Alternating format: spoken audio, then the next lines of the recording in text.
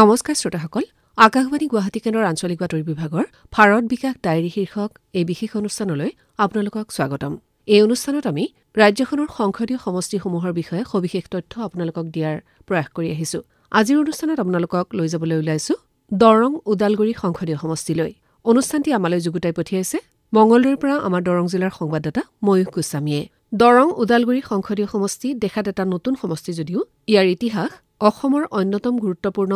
৮ number Mangaldai সংসদীয় সমষ্টিৰ সৈতে জড়িত হৈ আছে যোৱা বছৰৰ সমষ্টি পুনৰ নিৰ্ধাৰণৰ পাছত এই মংগলদৈ সমষ্টিকে কিছু সংযোজন কৰি দৰং উদালগুৰি নতুন নামেৰে সংসদীয় সমষ্টিটো গঠন কৰা হ'ল দৰং উদালগুৰি সংসদীয় সমষ্টিটো দৰং উদালগুৰি কামৰূপ আৰু এই চাৰিখন জিলাৰ মুঠ ১১টা বিধানসভা সমষ্টিৰে গঠিত পূৰ্বৰ মংগলদৈ সমষ্টিৰ পৰা নলবাৰী বিধানসভা সমষ্টিটো কৰ্তন কৰি দিয়া হৈছে ইয়াৰ বিপৰীতে বাক্সা জিলাৰ দুটা বিধানসভা সমষ্টি ক্ৰমে অনুসূচিত জনজাতিৰ বাবে সংৰক্ষিত তামুলপুৰ আৰু গুৰেশ্বৰ অন্তৰ্ভুক্ত কৰা হৈছে ইপিনে মংগলদৈ নিৰ্বাচনী জিলাৰ অন্তৰ্গত কলাইগাঁও বিধানসভা সমষ্টিৰ বিলুপ্তি ঘটাই নতুনকৈ উদালগুৰি নিৰ্বাচনী জিলাত টংলা আৰু একেখন নিৰ্বাচনী জিলাতে পূৰ্বৰ পানেৰী বিধানসভা সমষ্টিৰ বিলুপ্তি ঘটাই নতুনকৈ ভেৰগাঁও বিধানসভা সমষ্টি অন্তৰ্ভুক্ত কৰা হয় সংসদীয় সমষ্টিটোত সেয়ে সৰ্বাধিক 4টা বিধানসভা সমষ্টি ক্ৰমে অনুসূচিত জনজাতিৰ বাবে সংৰক্ষিত উদালগুৰি ভেৰগাঁও টংলা আৰু মাজবাট বৰ্তমান উদালগুৰি জিলাৰ অন্তৰ্গত আনহাতে চিপাঝাৰ মংগলদৈ আৰু দলগাঁও এই তিনিটা সমষ্টি বৰ্তমান দৰং জিলা বা মংগলদৈ নিৰ্বাচনী জিলাৰ অন্তৰ্ভুক্ত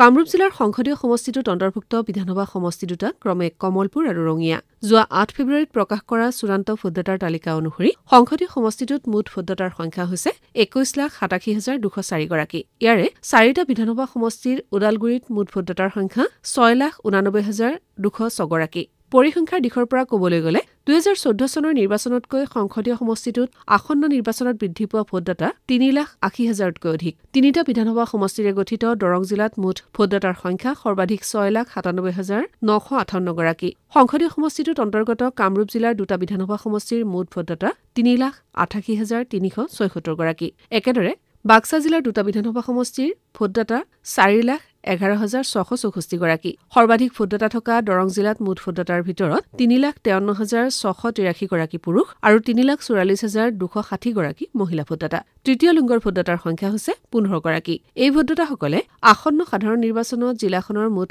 ৮৩৫টা ভোট কেন্দ্ৰত নিজৰ ভোটৰ অধিকাৰ সাব্যস্ত কৰিবলৈ সমৰ্থ হ'ব গুৰুত্বপূৰ্ণ তিনিটা বিধানসভা সমষ্টিৰে গঠিত এই জিলাখনত আসন্ন নিৰ্বাচনৰ প্ৰস্তুতি সম্পৰ্কে জিলা নিৰ্বাচনী বিষয়া তথা জিলাখনৰ আয়ুক্ত মুনীন্দ্ৰনাথ কাটে এইদৰে কয় হয় দৰং জিলাখন আমাৰ এইচপিসি হিচাপে এতিয়া দৰং উদালগুৰি জিলাৰ অন্তৰ্ভুক্ত হৈছে আফটাৰ ডিলিমিটেশ্যন আমাৰ দৰং জিলাত আমাৰ এতিয়া আপোনাৰ আগত যদিও 4টা আমাৰ বিধানসভা সমষ্টি আছিল আফটাৰ ডিলিমিটেশ্যন আমাৰ 3খন সমষ্টি হ'ল এই 3খন সমষ্টিটো হৈছে আপোনাৰ 49 নম্বৰ চিপাঝাৰ সমষ্টি 50 নম্বৰ মংগলদৈ সমষ্টি 51 নম্বৰ দলগাঁও সমষ্টি সো ইয়াত আপোনাৰ চিপাঝাৰ সমষ্টিত প্ৰায় আপোনাৰ 284 পোলিং ষ্টেচনছ আছে মংগলদৈ সমষ্টিত আপোনাৰ 235 পোলিং ষ্টেচন আৰু দলগাঁও সমষ্টিত 316 টোটেল আমাৰ 835 পোলিং ষ্টেচনছ আছে আৰু ইয়াৰে যিখিনি আমাৰ এছপাৰ যদি আমি ইলেক্ট্ৰল নম্বৰ অফ ভোটাৰ্ছ যদি চাবলৈ যাওঁ টোটেল আমাৰ ভোটাৰ্ছ আছে 6,97,958 মেল ভোটাৰ্ছ হৈছে 3,53,683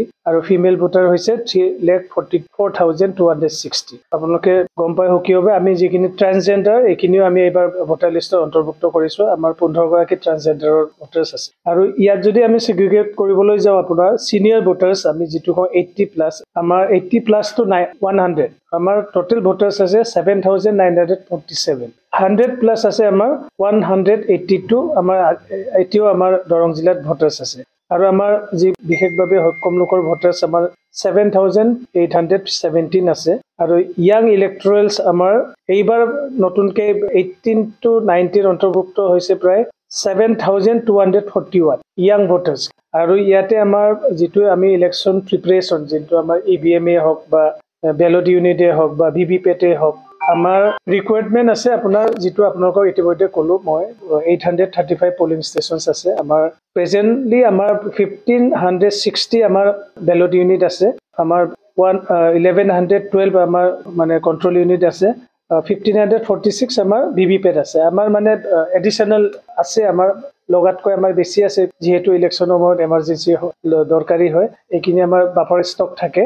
সো আমাৰ যিখিনি লাগিব আপোনালোকে ইতিমধ্যে ক'লো আমাৰ 935 আমাৰ বিইউ লাগিব বেলট ইউনিট বা 935 সিইউ লাগিব কন্ট্ৰোল ইউনিট আৰু 35 ভিভিপেট লাগে এইখিনি গোটেইখিনি আমাৰ লগত মজুদ আছে এইখিনিত আমাৰ কাৰণে একো ইস্যু নাই এইবোৰ সব ফাৰ্ষ্ট লেভেল কমিশনিং সব হৈ গৈছে সব কমিশনিঙত আমি যিখিনি বেলট ইউনিটে হওক বা ভিভিপেটে হওক বা কন্ট্ৰল ইউনিটে হওক গোটেইখিনি আমি ইতিমধ্যে ৰেণ্ডমাইজ কৰিলো আমি বা আমি ফাৰ্ষ্ট লেভেল কমিশন হৈ গ'ল এইখিনি অকে হৈ আছে we are ready for the election first level commission কৰাৰ পিছত আমি আমাৰ ইভিএম ওৱেৰহাউছ য'ত আমাৰ গোডাউন আছে তাতে এতিয়া সংৰক্ষণ কৰি ৰাখিছো আমি উইথ পুলিচ ফ'ৰ্চ ওৱেৰহাউছত একো ইস্যু নাই চ' আমি যেতিয়া ইলেকশ্যন আমাৰ হিউমেন ৰিচোৰ্চলৈ যাওঁ কিমান আমাক হিউমেন ৰিচোৰ্চ লাগিব এতিয়া আমি আমাৰ কেলকুলেশ্যনৰ মতে আমাক প্ৰায় 1105 গৰাকী আমাক মানে পুলিং ষ্টেচন যিখিনি আমি 835 পুলিং ষ্টেচনছ বুলি ক'লো এইখিনি প্ৰায় আমাৰ 1105 গৰাকী আমাৰ পুলিং পাৰ্চনেল লাগিব প্ৰিচাইডিং অফিচাৰে হওক first polling second polling third polling এইবোৰ আমাৰ 1105 জন আমাক প্ৰয়োজন হ'ব এইখিনিও আমি ইতিমধ্যে ৱৰ্কআউট কৰিছো আমি we have collected all the human resource যিখিনি আমাৰ ডিপাৰ্টমেণ্টৰ আছিলে চাকৰিয়ালেই হওক বা আমাৰ যিখিনি লোক আছে গোটেইখিনি আমি ইতিমধ্যে কালেক্ট কৰি আমি ৰেডি হৈ আছো এইখিনিৰ কাৰণে চ' আমি এতিয়া বেচিকেলি আমাৰ যিটো সজাগতা সভা যে আমি two bring awareness among the youth বা যিসকল মানে চ'ৰ এৰিয়াজ বা ৰিম'ট ভিলেজ এৰিয়াজ যিহেতু আমাক চৰকাৰৰ ফালৰ পৰা ইলেকশ্যন কমিশ্যনৰ ফালৰ পৰা এৱাৰনেছ কেম্প কৰিবলৈ দিছিলে কেম্পেইন কৰিবলৈ দিছিলে যে নতুন ভোটাৰ সোমাব লাগে বা কাৰোবাৰ চিফটিং হ'ব কাৰ ৰিলেশ্যন বা নিউ ইনক্লুশ্যন এইবোৰ গোটেইখিনি কৰি আমি মোবাইল ডেমনষ্ট্ৰেশ্যন ভেন এখন আমি প্ৰত্যেকটো সমষ্টিতে আমি পঠিয়াইছিলোঁ আপোনালোকক জনাবলৈ মই সুখী হৈছোঁ আমাৰ চিপাঝাৰ সমষ্টিত আমাৰ যিটো বিধানসভা সমষ্টিত আমাৰ প্ৰায় 161 পুলিং ষ্টেচনলৈ গৈছিলে আমাৰ যিটো মোবাইল ভেন তাতে বিভিন্ন ধৰণৰ তেওঁলোকে মানে আমাৰ ইভিএম ভিভিপেট বা আমাৰ CPU লৈ গৈ তেওঁলোকে ৰাইজক মানে দেখুৱাইছে এৱাৰনেছ কৰিছে ভোট কেনেকুৱা দিব লাগে কোনটো বাটন টিপিলে কি হয় গোটেইখিনি আমাৰ এৱাৰনেছ কৰিছে ঠিক তেনেদৰে মঙলদৈতো আমাৰ 108 পুলিং ষ্টেচনত এই ভেনখনে ঘূৰিছিলে আৰু প্লাছ দলগাঁৱতো আমাৰ 147 টোটেল 416 মানে পুলিং ষ্টেচনত আমাৰ যোনবোৰ পুলিং ষ্টেচন বা যোনবোৰ এলেকাত আমাৰ যিসকল অলপ আনএডুকেটেড লোক থাকে বা ভোটাৰৰ যিবোৰ আমাৰ পাৰ্চেণ্টেজৰ সংখ্যা কম হয় বেচিকেলি আমি তেনেকুৱা ৰিম'ট এৰিয়াজ বা তেনেকুৱা ভিতৰুৱা অঞ্চলবোৰত জোৰ দিছোঁ বা চহৰ অঞ্চলতো আমি জোৰ দিছোঁ যাতে মানুহ কনচিয়াছ হওক আৰু ভোটিঙৰ দিনা ভোট দিবলৈ আহে বা তেওঁলোকৰ নাম নতুন ইনক্লুশ্যন বা ডিলেশ্যন বা আপোনাৰ চিফটিং গোটেইখিনি যাতে তেওঁলোকে সজাগ সচেতন হয় তেওঁলোকক এইখিনি আমি এৱাৰনেছ কৰাইছোঁ তাৰ উপৰিও আকৌ আমাৰ যিটো প্ৰচেছত আমি যেতিয়া ইলেকশ্যন প্ৰচেছত বা ইলেকশ্যন ডিক্লাৰেশ্যন হ'ব আমাৰ যিটো বিভিন্ন ধৰণৰ আমাৰ টিম থাকে আমাৰ SST টিম আমি 9টা ফৰ্ম কৰিছোঁ বা VST team video' surveillance team আমি 3টা ফৰ্ম কৰিছোঁ ভিডিঅ' ভিউইং টিম আমি 3টা ফৰ্ম কৰিছোঁ আৰু আপোনাৰ flying squad and surveillance team আমি 9টা টিম ফৰ্ম কৰিছোঁ একাউণ্টিং টিম আমি 3টা টিম ফৰ্ম কৰিছোঁ এছিষ্টেণ্ট এক্সপেণ্ডিচাৰ অবজাৰ্ভাৰৰ কাৰণে 9টা আমি কৰিছোঁ আৰু মেনেজিং অফ কল চেণ্টাৰ আমি 6টা কৰিছোঁ এইখিনি হ'ল আমাৰ যিটো গোটেই ইলেকশ্যন প্ৰচেছটো তদাৰক কৰিবলৈ আমাৰ এইখিনি আমি টিম ফৰ্ম কৰিছোঁ তাৰ লগতে আমি যোৱা বছৰ বুলিয়ে নহয় আমাৰ যিটো টিম এটা আছে আমাৰ ডিষ্ট্ৰিক্ট লেভেল টিম এটা আছে চিজ কৰে আমাৰ we have a team of SP আমাৰ তাতে আছে আমাৰ এক্সাইজ ডিপাৰ্টমেণ্ট আছে বা আমাৰ মেজিষ্ট্ৰেট অকল আছে যিবোৰ লাইক মানে আপোনাৰ লাইচেঞ্চ নথকা বা তেনেকুৱা মদেই হওক বা টকা পইচাই হওক তেনেকুৱা চিজ কৰাও আমি যোৱা বছৰৰ আপোনালোকে গম পাব যে আমি 2016 যিটো এছেম্বলি ইলেকশ্যনত প্ৰায় আমি মনিটাৰী আমি কেছ আমি চিজ কৰিছোঁ 42,12,480 rupees আৰু লোকসভা 2019তো আমি 3,70,000 কেছ আমি চিজ কৰিছিলোঁ আৰু এছেম্বলি ইলেকশ্যন 2020তো প্ৰায় 15,24,200 আমি মানে ভেলুৱে হওক বা আমি মনিটাৰী ভেলুত আমি বস্তু চিজ কৰিছোঁ মানে কেছ আৰু কাইন্স দুটাই আমি চিজ কৰিছোঁ আমি FIRও দিয়া হৈছে FIRবোৰো ইতিমধ্যে চাৰ্জশ্বিট কৰি আমি কোৰ্টলৈ পঠোৱাই আছে কিছু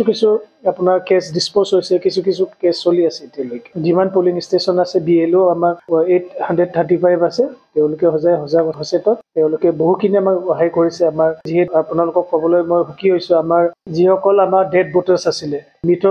ভোটাৰ্ছ আছিলে তেওঁলোকক আগৰ ইলেকশ্যনবোৰত যদিও তেওঁলোকৰ আইডেণ্টিফাই কৰা আছিলে ডিলেট কৰিব পৰা নাছিলে বা কি কাৰণত কৰিব পৰা নাছিলে মই বিশেষ এইখিনি গম নাপাওঁ কিন্তু আমি এই বছৰ মাননীয় মুখ্যমন্ত্ৰীৰ নিৰ্দেশত বা আমাৰ ইলেকশ্যন কমিশ্যন অফ ইণ্ডিয়া তথা ইলেকশ্যন কমিশ্যন আছামৰ নিৰ্দেশত আমি প্ৰায় 25,798 আমি যিবোৰ মৃত ভোটাৰ আছিলে আমি ডিলেট কৰিবলৈ সক্ষম হৈছোঁ আগৰ ইলেকশ্যনবোৰত নিশ্চয় এই 25,798 যিখিনি মৃত ভোটাৰ আছে নিশ্চয় এইবোৰৰ এগেইনষ্টত তেওঁলোকে মানে বেআইনীভাৱে ৰিগিং কৰিবলৈ নিশ্চয় ভোট দিছিলে। কিন্তু এইবাৰ আপোনালোকে গম পাব যে আমি এটা একদম শুদ্ধ এটা ভোটাৰ তালিকা আমি প্ৰস্তুত কৰিছো। যিসকল মানুহে তাৰমানে তেওঁলোকে ভাবিছিলে যে এইখিনি মানে শুদ্ধ কৰিব নোৱাৰিম, মই তেওঁলোকক ক'ব বিচাৰিছো, মই আগতো আমি কৈছিলো যে এইবাৰ শুদ্ধ এটা ভোটাৰ তালিকা প্ৰস্তুত কৰিমেই আৰু নিশ্চয় এইবাৰ ভোটাৰ যিটো ভোটিং ছিষ্টেমটো এটা শুদ্ধ তালিকাৰ ওপৰতে ভোটিং হ'ব বুলি মই আশা কৰিছো। দেশৰ অন্যান্য সংসদীয় সমষ্টিৰ দৰে এই সংসদীয় সমষ্টিৰ এলেকাসমূহতো ৰাজ্য আৰু কেন্দ্ৰীয় চৰকাৰৰ বিভিন্ন আঁচনি যেনে প্ৰধানমন্ত্ৰী কিষাণ, প্ৰধানমন্ত্ৰী উজ্জ্বলা যোজনা, জল জীৱন মিছন আদি আঁচনিসমূহ সুন্দৰভাৱে ৰূপায়িত হৈছে আৰু ইয়াৰ সুফল ৰাইজে লাভ কৰা বুলি প্ৰকাশ কৰিছে। এনে সুফল লাভ কৰা হিতাধিকাৰীয়ে তেওঁলোকৰ অনুভৱ এনেদৰে ব্যক্ত কৰে। নমস্কাৰ, মোৰ নাম শচীন্দ্ৰ চন্দ্ৰ ডেকা। মই দৰং জিলা মঙলদৈ চামাবাৰী মৌজাৰ 2 নম্বৰ মাজগাঁৱৰ এজন খেতিয়ক। মই বড়ো, সৰিয়হ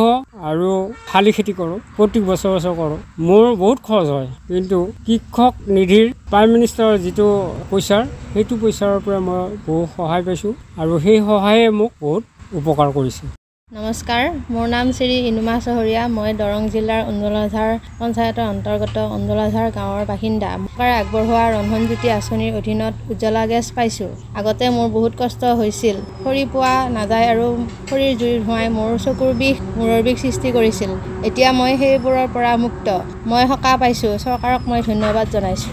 দৰং জিলাৰ জনসাধাৰণে চৰকাৰী আঁচনিসমূহৰ সুফল কেনেধৰণে লাভ কৰিছে আৰু ৰাজ্য চৰকাৰে এই জিলাখনত কেনেধৰণৰ উন্নয়নমূলক কাম ৰূপায়ণ কৰিছে তাৰ বিষয়ে এক আভাস দিছে মঙলদৈ সংসদীয় সমষ্টিৰ বৰ্তমানৰ সাংসদ দিলীপ শইকীয়াই। আহকচোন শুনো। নৱগঠিত দৰং ওদালগুৰি লোকসভা সমষ্টি বিগত 5 বছৰত দেশৰ যশস্বী প্ৰধানমন্ত্ৰী নৰেন্দ্ৰ মোদী ডাঙৰীয়াৰ ভৱিষ্যদৰ্শী নেতৃত্বত চতুৰ্দিশ বিকাশৰ যি এক নতুন দিগন্তৰ সূচনা হৈছে, সেই বিকাশৰ ধাৰাত দৰং ওদালগুৰি বা পূৰ্বৰ মঙলদৈ সমষ্টিও অচ্যুত হৈ থকা নাই। মঙলদৈ লোকসভা সমষ্টিত দীৰ্ঘদিনীয়া যি দাবী আছিলে মঙলদৈ বাইপাছ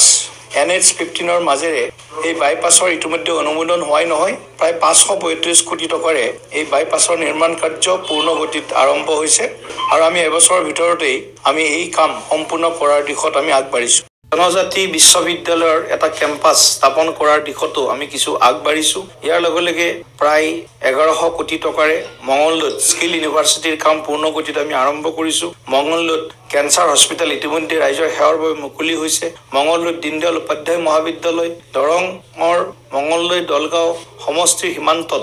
কন্যা মহাবিদ্যালয় 33 কোটি টকাৰে, কলাইগাঁৱত ইতিমধ্যে এখন মহাবিদ্যালয়ৰ অনুমোদন হৈছে 33 কোটি টকাৰে ৰাজ্য চৰকাৰৰ উদ্যোগত এই মহাবিদ্যালয়ৰ প্ৰতিষ্ঠা হ'ব। ইয়াৰ লগে লগে আমি সকলোৱে জানো যে আমাৰ মঙলদৈ চিভিল হস্পিটেলত ICU বেড নাছিল। আমি 14খন ICU বেড প্ৰতিষ্ঠা কৰি মঙলদৈবাসী বা দাঁতিকাষৰীয়া অঞ্চলৰ ৰাইজক স্বাস্থ্য সেৱাৰ ক্ষেত্ৰত এক বিশেষ সুবিধা আমি প্ৰদান কৰিবলৈ সক্ষম হৈছোঁ। মঙলদৈ সংসদীয় সমষ্টিটো বিগত 4টা কাৰ্যকাল ধাৰাবাহিকভাৱে ভাৰতীয় জনতা পাৰ্টীৰ দখলত আছে। 2019 চনৰ নিৰ্বাচনত দলটোৰ প্ৰাৰ্থী দিলীপ শইকীয়াই তেওঁৰ নিকটতম প্ৰাৰ্থী ভাৰতীয় জাতীয় কংগ্ৰেছ দলৰ ভুৱনেশ্বৰ কলিতাক 1,38,545টা ভোটৰ ব্যৱধানত পৰাজিত কৰে। দিলীপ শইকীয়াই 7,35,469টা ভোট লাভ কৰিছিল। গড় হিচাপত এই ভোট মুঠ ভোটদানৰ 48.83%। ইয়াৰ বিপৰীতে ভুৱনেশ্বৰ কলিতাই লাভ কৰিছিল 5,96,924টা ভোট আৰু গড় হিচাপত এই ভোট মুঠ ভোটদানৰ 39.63%। সংসদীয় সমষ্টিটোৰ বিগত কেইটামান নিৰ্বাচনৰ ফলাফললৈ লক্ষ্য কৰিলে দেখা যায় যে মূল প্ৰতিদ্বন্দ্বিতা ভাৰতীয় জনতা পাৰ্টী